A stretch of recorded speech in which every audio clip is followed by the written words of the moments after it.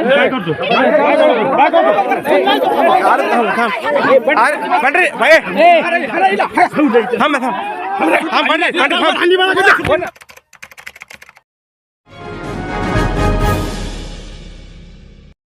अस्सलाम वालेकुम, आदाब, नमस्कार। परभणी न्यूज़ महानगर में आपके साथ शेख इफ्तिखार।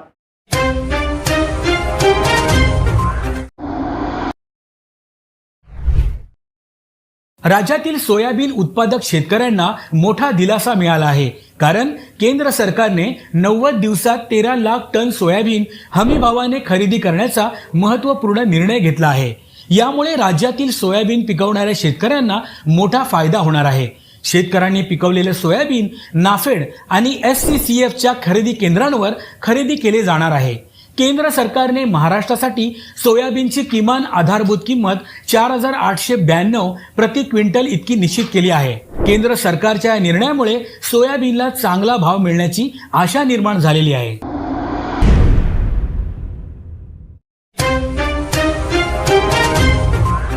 कोलेवाड़ी का रास्ते के निर्माण को लेकर DYFI और उसी साथ गांव वालों ने मिलकर कीचड़ में लौटते हुए आंदोलन करते हुए मांग की।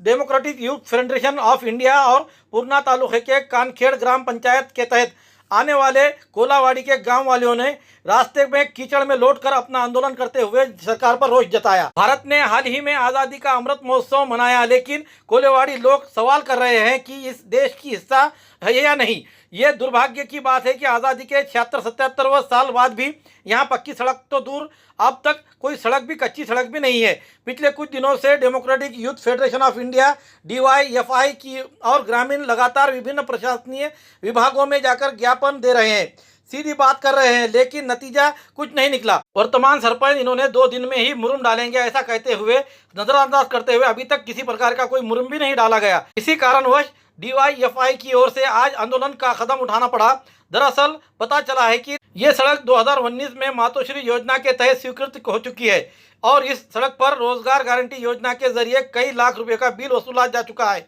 लेकिन सड़क पर घुटनों तक कीचड़ है। इससे अब तक 3 नागरिकों की मौत हो चुकी है। छात्रों को घुटनों के कीचड़ में होकर गुजरना पड़ रहा है। इस सड़क पर बूढ़े और बीमार लोगों का सफर करना नामुमकिन हो गया है। इस इलाके के ग्रामीणों को 1.5 किलोमीटर तक अपनी गाड़ी चलाना भी दूभर हो चुका है। यहाँ के ग्रामवासियों को अपनी गाड़ियां कानखेड़ नंबर 2 इस बाजू के गांव में लगाना पड़ती है। सभी को ध्यान में रखते हुए कोलावाड़ी का पक्का रास्ता बनाया जाए, इसलिए आज कीचड़ में लौटते हुए आंदोलन किया गया। इस आंदोलन में DYFI के जिला सचिव नसीर शेख, तालुका सह सचिव अजय खंदारे, निरंजन खंदारे, शहर अध्यक्ष प्रबुद्ध बकाड़े, शहर सचिव बोध खंदारे, शहर उपाध्यक्ष वैभव खंदारे, गांव वाले केरबा पवार, योगेश पवार, सुदाम पवार, वमान पवार, ज्ञानेश्वर पवार, कृष्णा पवार, माउली पवार, तुकाराम पवार, सुरेश कदम आदि इसमें शामिल होते हुए इस आंदोलन के बाद DYFI के पदाधिकारी और गाँव वालों ने पूर्णा तहसील के पंचायत समिति को निवेदन दिया। गट विकास अधिकारी को निवेदन दिया गया, उसमें 2 से 3 दिनों में रास्ते का काम शुरू किया जाने का आश्वासन दिया गया है। ग्राम विकास मंत्री को दिए गए निवेदन पर रास्ता पक्का बनाकर देने की मांग को लेकर आज तक जो भ्रष्टाचार हुआ है उसकी सख्त से सख्त जांच की जाए, ऐसी मांग की गई है। मांग को पूरा नहीं करने पर 15 दिनों के भीतर फिर आंदोलन का इशारा DYFI के और गाँव वालों ने दिया है। प्रधानमंत्री आवास योजना शहर स्तरीय तांत्रिक और तज्ञ कर्मचारी संगठन की ओर से विभिन्न मांगों का निवेदन जिला कलेक्टर और परभणी के मनपा आयुक्त को दिया गया। दिए गए निवेदन पर अध्यक्ष विशाल बेड़गे, उपाध्यक्ष अमित नंदेश्वर, इनके अलावा अन्य पदाधिकारी कर्मचारी इस समय मौजूद थे। परभणी जिल्ह्यामध्ये सगळ्या नगरपालिकेमध्ये कंत्राटी तत्वावर प्रधानमंत्री आवास योजनेअंतर्गत CLTC म्हणून काम करतो। सगळेजण सिव्हिल इंजिनियर आहे, कोणी MIS आहे। 5 वर्षाच्या वर झालं आम्ही घरकुलाची कामं बघतोय, पण आजपर्यंत आम्हाला कुठल्याही HR पॉलिसीज नाही आहे, पगारवाढ नाही आहे। 5-6 वर्षापासून आम्ही त्याच ह्याच्यावर काम करतोय। त्या मागण्या शासनापर्यंत मांडण्यासाठी आम्ही ते आंदोलन केलेलं आहे। जिल्हाधिकारी कार्यालयामध्ये जाऊन आम्ही आज निवेदन दिलेलं आहे। पुरानी बीमारियों की शर्तिया इलाज, घुटने के दर्द, शुगर, बवासीर, गुर्दे की पथरी, सफेद दाग, हार्ट अटैक, अस्थमा, एलर्जी, दाग कोड़ की बीमारी, गांठियों से पीड़ित अन्य बीमारियों से परेशान होते तुरंत संपर्क करें। डॉक्टर गोविंद कामटे, आयुर्वेदिक विद्या विशारद, बालाजी आयुर्वेदिक प्राकृतिक चिकित्सा केंद्र। एड्रेस तलाठी कार्यालय के पीछे, बसमत रोड, परभणी। समय सुबह 9 बजे से दोपहर 2 बजे तक, शाम 5 बजे से रात 9 बजे तक। Mobile number 9921691008। गंगाखेड़ पुलिस थाने के हद में आने वाले पालम तहसील के उमरथड़ी ग्राम पंचायत में हुए ग्राम सभा के 2 गुटों में बड़े पैमाने पर तूतू-मैं-मैं होते हुए सरपंच के साथ सरपंच के पति को भी मारपीट करने की घटना और एक दूसरे पर हमला करने की घटना गंगाखेड़ पुलिस थाने में परस्पर विरोधी शिकायतों के आधार पर दोनों समूहों के 6 लोगों के खिलाफ आरोप योग्य अपराध दर्ज किया गया है। इस बारे में मिली जानकारी यह है कि पालम तहसील के उमरथड़ी ग्राम पंचायत के ग्राम सभा का आयोजन सुबह में किया गया था। निधि के बांटने को लेकर सरपंच और विरोधी गठ के सदस्यों में तूतू-मैं-मैं कहासुनी शुरू हो गई, जिसका पर्यवसन गाली गलौज में होते हुए विरोधी गठ के सदस्यों के महिला समर्थकों ने सरपंच सो संगीता अच्युतराव पाथरकर इनके साथ उनके पति अच्युत पाथरकर इन पर जिला परिषद स्कूल के सामने ग्राम सभा में ही मारपीट करना शुरू किया। घटना से डरते हुए घर की ओर जाने वाले सरपंच महिला पर गांव के ही महिलाओं ने बाले पकड़कर उसे मारने की कोशिश की। घटना से अमरथड़ी गांव में कुछ देर के लिए तनाव का माहौल निर्माण हुआ। इस मामले में तकरार दाखिल करने के लिए सरपंच और सरपंच महिला के साथ उनके पति ये दोनों मिलकर समर्थक और गंगाखेड़ के पुलिस थाने में आए। दूसरे गठ के महिला पुरुषों ने भी सरपंच के खिलाफ तकरार देने के लिए पुलिस थाने में पहुंचे। पुलिस थाने में काफी भीड़ जमी हुई थी। गंगाखेड़ पुलिस थाने में ग्राम पंचायत चूंकि ग्राम पंचायत के ग्राम सेवकों ने इस मामले से दूर रहने का फैसला किया, इसलिए देर रात दोनों समूहों के कुल 6 जनों के खिलाफ अदखल पात्र अपराध दाखिल किया गया है।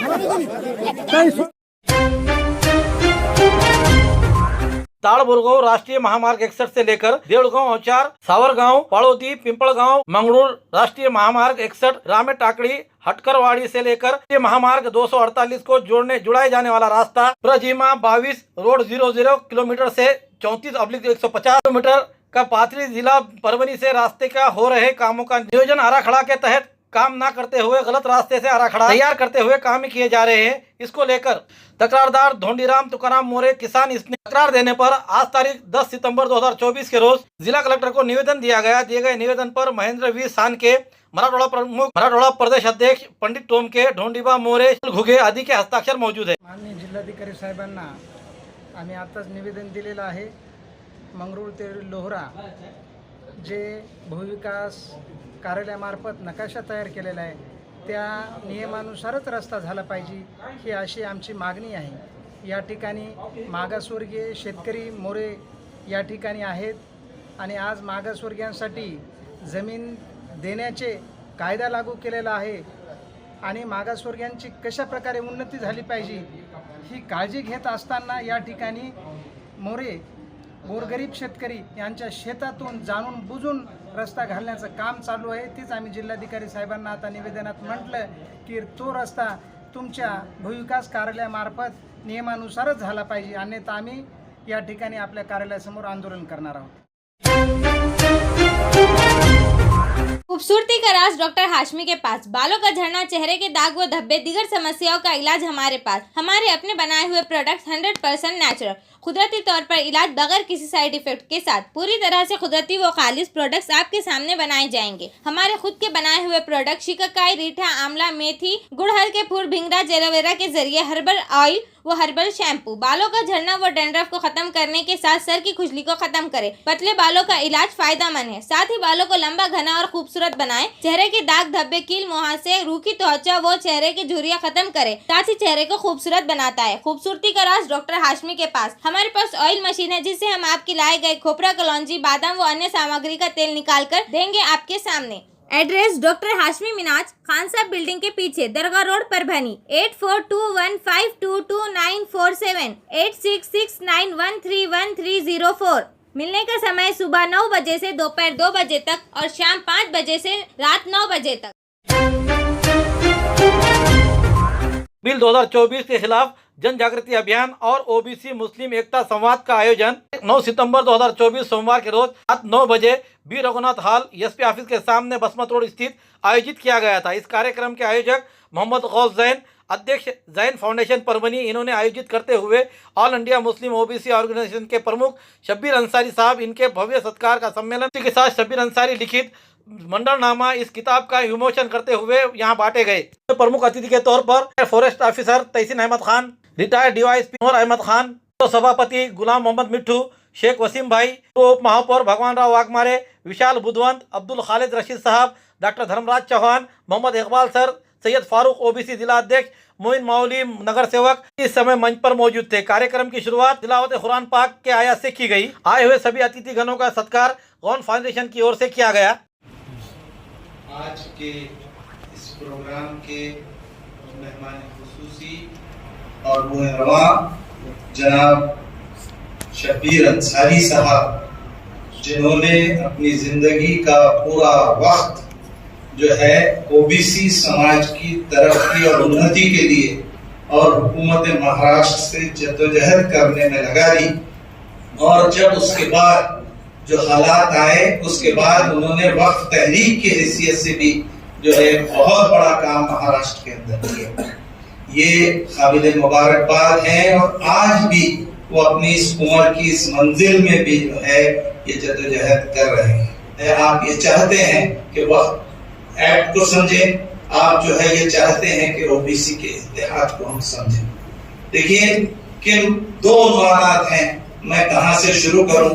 मैं ये चाहूंगा कि वक्फ जो है ये पूरे हिंदुस्तान के अंदर पहले जो है महाराष्ट्र के अंदर वक्फ एक्ट जो वक्फ बोर्ड है ये मराठवाड़ा वक्फ बोर्ड की हैसियत से यहाँ इसलिए था कि ये निजाम हुकूमत के अंदर हम लोग रहते थे और निजाम हुकूमत में ये वक्फ बोर्ड बना और जो है मराठवाड़ा वक्फ बोर्ड बाद में महाराष्ट्र के अंदर 1950 के बाद जो है ये अमल में आया।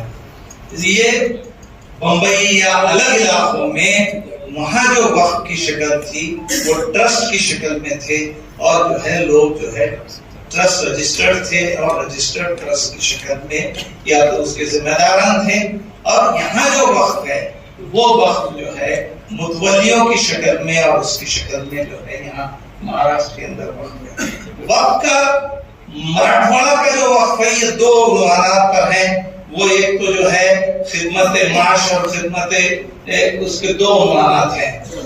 अब ये जो है ये पूरे हिंदुस्तान में जब वक्फ एक्ट बना 1995 का और उसकी अमलावरी जो हुई वो जो है एक बाद में ये जो है वक्फ एक्ट बना।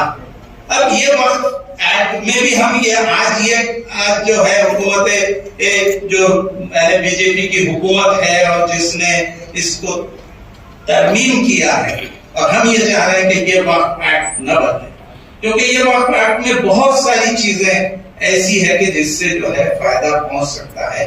ये वक्फ एक्ट बना जिस हुकूमत के दौर में भी इसमें भी कई खामियां जो है अगर निकाली जाए तो आज भी जो मौजूदा लोग हैं वक्फ बोर्ड के जो चेयरमैन हैं या जो लोग हैं वो भी जो है इस एक्ट का फायदा उठाकर जो है 30 साल और 40 साल की लीज और ये तमाम चीजें जो है ये भी जो है इसके अंदर खुर्द करते हैं।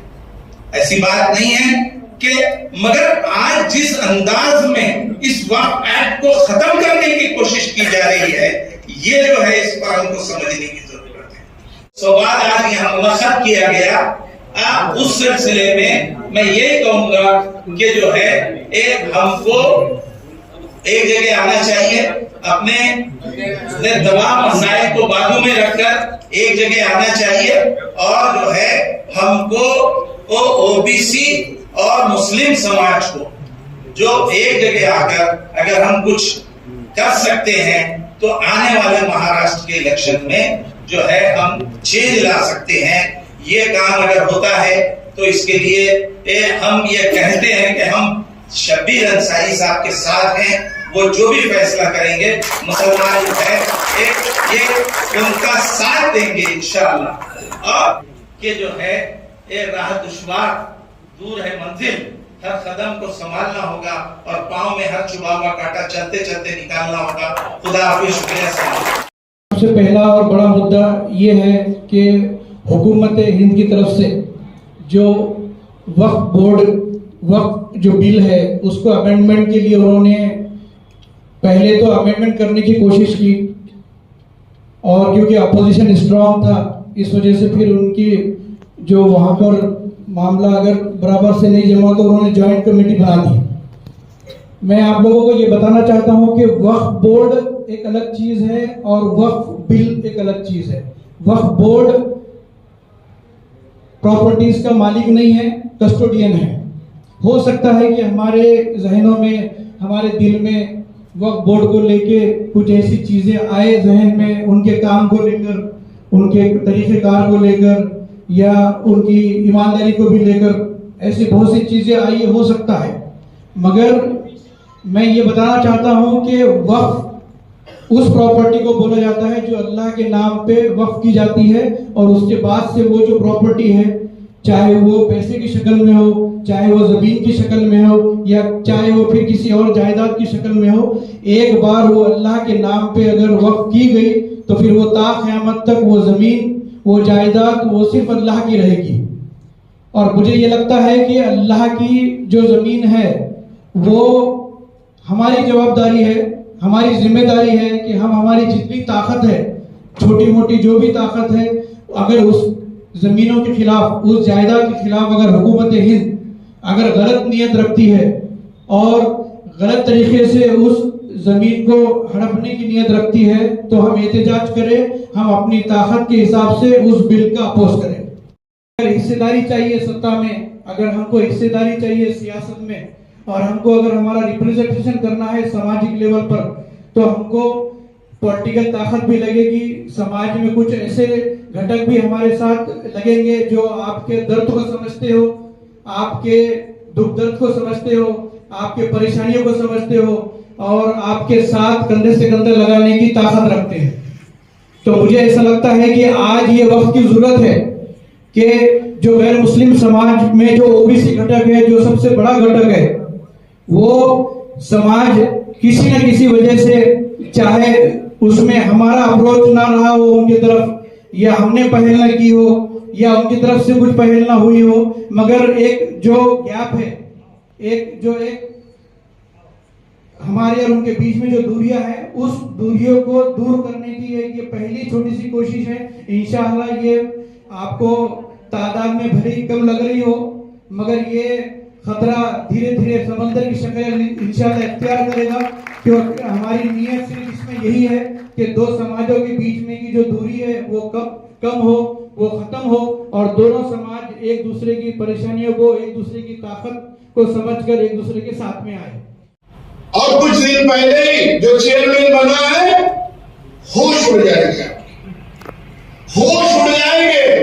जिस अंदाज में उस बोर्ड से, मैं इसमें फौजिया खान की ये बात कर रहा हूं, उस बोर्ड में जो एक रेजोल्यूशन पास किया गया है, जो अंबानी को जगह दे दी गई है, उसमें फौजिया खान नहीं है।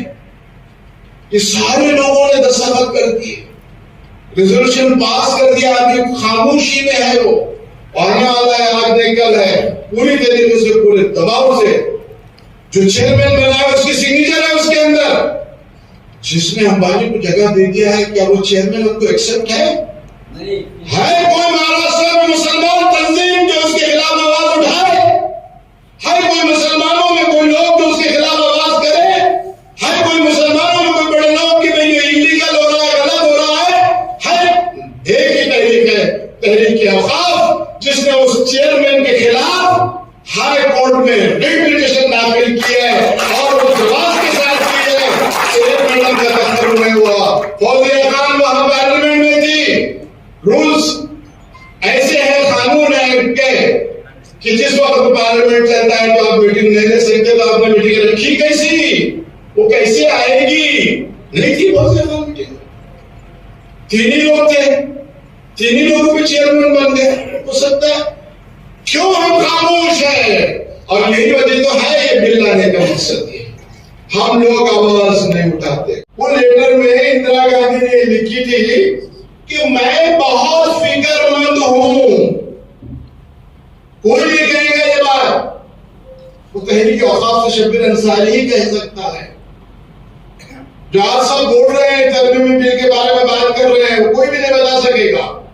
इंदिरा गांधी ने वो लेटर में लिखा कि मैं बड़ी फिक्रमंद हूं 1961 से 1976 तक जिस तरीके से आपके बाप दादा दादाओं ने जो प्रॉपर्टी आपको दी थी और जिस अंदाज में इस मुल्क में उस पे गाज़िबाना कब्जा किया जा रहा है। कौन कह रही है? इंदिरा गांधी। कब कह रही है? 1976 में। कितने लोग जानते हैं इस बात को? कितने आमदार जानते हैं इस बात को? कितने खाता जानते हैं? तो बताइए, बोलिए, कितने उलमा जानते हैं? कितनी मुसलमानों की तंजीमें हैं जो इस बात को जानती है? मेरा उठा के देखिए, उसका पूरी जो मेरी बात थी उस पर रिले हुई है और सब लोग देख रहे थे, लाखों लोगों ने देखा है। ये बात खुल करके मैंने बात की, कोई जवाब नहीं था। गाज़िबाना कब्जा, तो इसके लिए कहीं ना कहीं गड़बड़ हो रही है। इसको हमको कुछ ना कुछ सही करना होगा। कितने लोगों ने काम किया उसको? देसी जड़ी बूटियों से इलाज का एकमात्र केंद्र हकीम मौलाना उबैदुर रहमानी मिसबाही इनका नूरी शिफा खाना। हर स्टेज का कैंसर, किडनी की खराबी, लीवर की खराबी, हर तरह का शुगर, बालों की हर तरह की समस्या, पीठ व किडनी की पथरी, बवासीर, हर्निया, अपेंडिक्स, बीपी की कमी व ज्यादती, पीलिया, हर तरह का चर्म रोग, हर तरह का पेट रोग, सफेद दाग, sciatica, uric acid, heart, depression, ulcer, नाक, कान, गले की बीमारी, आँख की हर तरह की समस्या, टॉन्सिल, हर तरह का न्यूरो रोग, मिर्गी खून की कमी, हर तरह का ट्यूमर आदि का इलाज सफलता पूर्वक किया जाता है। पता बलरामपुर चौराहा से चौक रोड, बैरागी कॉलोनी, तुलसीपुर, जनपद बलरामपुर, यूपी। तुलसीपुर में मिलने का समय सुबह 11 बजे से 6 बजे तक हर माह की 1 तारीख से 20 तारीख तक रहेगा। परभनी में मिलने का समय सुबह 10 बजे से रात 10 बजे तक हर महीने के आखिरी हफ्ता 23 तारीख से 30 तारीख तक रहेगा। परभनी का पता दरगाह रोड, आजम चौक से आगे, तवक्कल मेडिकल के करीब, परभनी, महाराष्ट्र। अधिक जानकारी के लिए मोबाइल पर संपर्क करें। Mobile number 9793041936 9175546259। हमारी न्यूज़ आपको किस तरह पसंद आ रही है, इसके बारे में लाइक करें, शेयर करें, कमेंट्स करें, सब्सक्राइब करना ना भूलें और बेल आइकन का बटन ज़रूर दबाएं ताकि हमारी ली हुई न्यूज़ सबसे पहले आप तक पहुंच सके। और साथ ही साथ फेसबुक पे हमें फॉलो करें। Subscribe now and press the bell icon. Never miss an update.